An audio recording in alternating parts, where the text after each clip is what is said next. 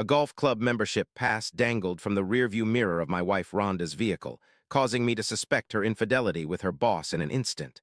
However, the reality was more disconcerting. Our weekend mornings typically unfolded as usual. Rhonda donned her running shoes, adjusted her earphones, and set off on her daily 3-mile run.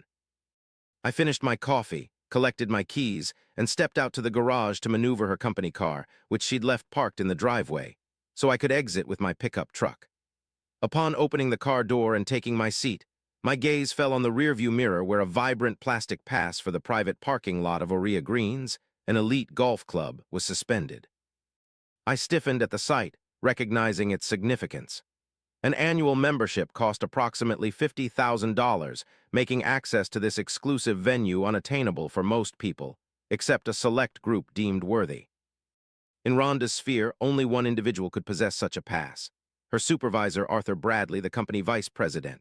Rhonda had often expressed that their boss was an avid golfer. He adhered to a long-standing custom. Every Friday afternoon, he would abandon his work and drive off to the golf club for leisure with his peers. Yet I pondered, how did this pass wind up in my wife's vehicle? I found myself seated in the car, clutching that shiny piece of plastic in my hand. Rhonda had always disliked golf and the exclusive gatherings of management she referred to as a group of pompous old men. I sought a logical, everyday explanation. Perhaps Rhonda had merely given a colleague a lift to the golf club, but my mind persistently returned to Arthur Bradley, an elderly man of wealth and power, accustomed to obtaining whatever he desired. I snapped a picture of the pass with my phone, slipped it into my pocket, and decided to inquire directly from Rhonda about it when she returned from her run. She entered the house, panting and flushed. Upon presenting Rhonda the pass, she swiftly grabbed it from my grip. After a brief pause, she sighed in frustration before offering a convincing explanation. It transpired that on Friday, Mr. Bradley had demanded Rhonda personally deliver crucial documents to his private box at Orea Greens for his signature. This revelation eased my tension, but shortly afterwards, a lingering doubt resurfaced. Typically, Bradley's papers were handled by his personal assistant, Luke. It struck me as odd that he didn't deliver the documents himself on Friday. Instead, the boss had summoned my wife for this task. This minor inconsistency quickly dissipated my temporary peace of mind. Once again, a suspicious feeling began to gnaw at me. I trust my instincts and they rarely steer me wrong, so I decided I wanted to witness how the elite unwind and with whom they socialize. On the following Friday afternoon, I navigated my vehicle to Orea Greens Golf Club, a sense of disquiet pervading me. Mainly, I was dreading the possibility that Rhonda had deceived me, only to find her there with her superior. I was determined to document the encounter on video, to prevent any further attempts at evasion. Parked my car in the shade of sturdy trees opposite the entrance, I found myself with a clear vantage point of the VIP section. The minutes seemed endless until, around 4 in the afternoon, a sizable executive vehicle halted before the club's main restaurant. The vice president's matte black Cadillac had arrived. My heart accelerated, and my knuckles clenched the steering wheel painfully. I remained motionless, waiting anxiously for Rhonda to emerge from the passenger seat.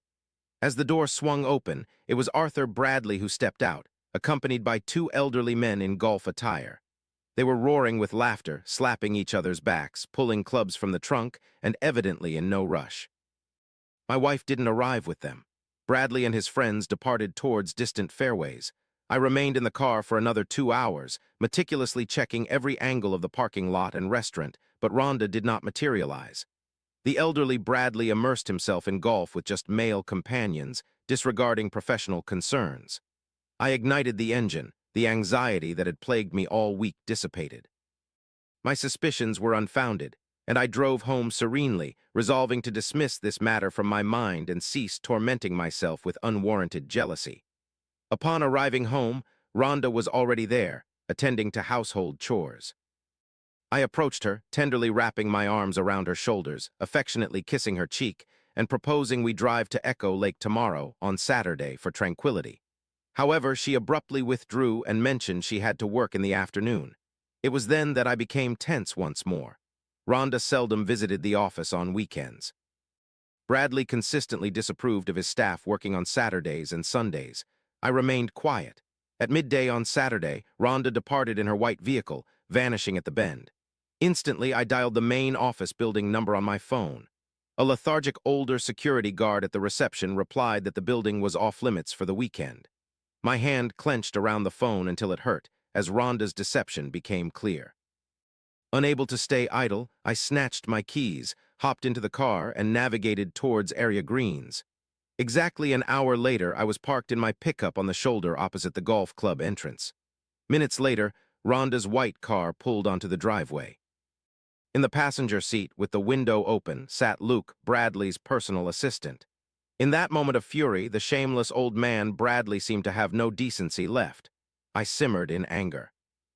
Upon realization that an assistant's tasks extend beyond business matters to facilitating access for the boss, I thought immediately. Rhonda approached the security gate, lowered her window, and nonchalantly presented the guard with a plastic pass. The guard gave a habitual nod and pushed a button on his remote, causing the barrier to rise, allowing my wife's car entry onto the exclusive club's grounds. I captured it on video. Rhonda would no longer be able to claim she was delivering documents to her boss at the golf club on Saturdays, yet I had no intentions of inquiring further. I had grown tired of hearing her feeble lies and excuses. Instead, I planned to reveal them publicly in our office on Monday morning. I left and drove home.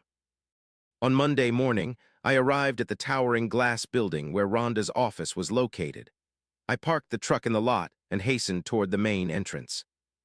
Inwardly seething with anger, yet maintaining a facade of tranquility, I strode into the vice president's antechamber, beelining for Bradley's private office. Luke was perched on a desk chair in the reception area.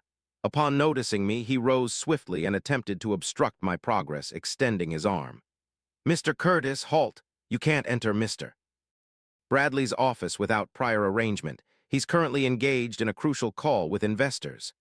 Disregarding him, I forcefully nudged the man aside with my shoulder, pushed open the heavy metal door, and entered the office. Arthur Bradley glanced up from the pile of documents on his desk. His visage immediately turned a deep crimson. However, before he could utter a word and summon security, I marched straight towards his imposing desk, pulled out my phone, hit play, and placed it squarely in front of him. In the video, Rhonda drove her white car onto Area Greens Golf Club grounds, accompanied by Luke in the passenger seat. "Recognize her, Bradley? That's my wife. Can you explain why she's there on a Saturday and how she obtained a VIP pass to a private golf club?" I asked coldly. An uncomfortable silence enveloped the office as Arthur Bradley fixed his gaze on my phone's screen, where the video looped continuously. His face transitioned from red to pale, not from the guilt of a lover, but the bewilderment over the peculiarity of the situation. I watched him intently, waiting for any signs of deceit or evasion. No one was called in on Saturday, Bradley claimed. He was with his family at home. Yet the same question remained unanswered. How did your wife obtain a VIP pass to a private golf club? The pass couldn't have been hers since I personally authorized them, neither did I sign anything for her. Upon displaying a photo of the pass in Rhonda's car on my phone, the code was clearly visible. Bradley promptly contacted the golf club administration to inquire about that specific code. Shortly after, the administrator returned the call, confirming that the pass belonged to Rhonda Miller. As it happened, that was my wife's maiden name.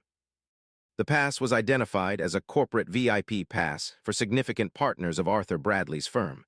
In the last 3 months, her car had entered the golf club premises 12 times, and she had stayed in a 2-person VIP bungalow. Notably, all reservations were made by Luke on behalf of the company. Bradley visibly reddened once more as he lowered his phone, realizing that he had given control over the issuance of passes and expense accounts. It was then that it struck me, something I never would have anticipated. Could my wife's lover be Luke? Because on Saturday in our driveway I saw her with Luke. They had driven onto the exclusive golf club grounds together. I sat up abruptly, turned towards the door, and informed Bradley as I left that I'd return momentarily. I needed answers immediately. I stepped into the reception area and approached Luke. I informed him that in 5 minutes I'd be waiting for him in the underground parking lot by my truck for a critical discussion. If he didn't comply, his career would be over on the spot. Luke appeared visibly worried, but didn't ask any questions, only nodding silently. 5 minutes later, we were inside my car. I calmly pulled out my phone and played the Saturday video, the one where he and Rhonda entered the golf club. Luke paled instantly. An uncomfortable silence filled the vehicle. "It's not as you assume," he murmured, attempting to erect the common defense. Yet his knuckles white-knuckled on his knee betrayed his alarm. "Luke, let's avoid tropes. I took action myself. You organized a golf club pass for my wife and included your supervisor's name. You reserved the VIP bungalow and most likely billed all expenses to the corporate account. Are you under the impression I'm naive? Either you disclose the complete truth immediately or your superior investigates it himself." All right, settle down," Luke responded, surrendering. "I'll reveal everything, only please don't bring him into this." So yes, we initiated a conversation post one of the corporate events, and things escalated from there. "Do as you wish with me, but spare me the consequences. I have significant responsibilities, debts. You want me to block her everywhere and terminate all contact right now in your presence?" I remained silent, gazing at him. Presented before me was the right-hand man of a powerful individual. Moments ago, this man was prepared to deceive me blatantly, and now he's vowing to erase my wife Rhonda from his existence with a mere gesture, all in an attempt to safeguard himself. We stepped out of the car. Luke lingered behind to gather his thoughts and smoke. I proceeded to Bradley's office to continue our discussion. Upon re-entry, I disclosed to him that Luke and my wife Rhonda were romantically involved. They would often meet at the Oria Greens Golf Club. Luke had already confessed this to him. Admittedly, until the last second, I believed Bradley was my wife's lover. I extended my heartfelt apologies to Arthur. Bradley merely nodded, his eyes reflecting an unsettling clarity. "It fits," he replied somberly. "An aged, wealthy man. A perfect victim for suspicion. Regarding Curtis, I'm past the age for extramarital entanglements, yet not senile enough to allow subordinates to humiliate me." Gently grabbing the intercom phone, he pressed 2 buttons and spoke calmly. "Summon Rhonda Miller from marketing. The both of you should report to my office immediately." I had no desire to listen in on their discussion. Luke's confession was sufficient for my needs. Any professional repercussions stemming from their deception were irrelevant to me. I desired a private conversation with Rhonda. I departed the office, climbed into my pickup truck, and drove away. However, I was unaware of the shock that awaited me at home. Rhonda arrived approximately an hour later. Upon her white car halting in our driveway, I remained motionless. She entered the house and whispered, "Curtis, I'm pregnant, it's Luke's." I stood still with a glass in hand. My surroundings felt as though they were pausing, rendering my rehearsed speech about the job offer in golf, the VIP bungalow, and our conversation in the parking lot insignificant in a split second.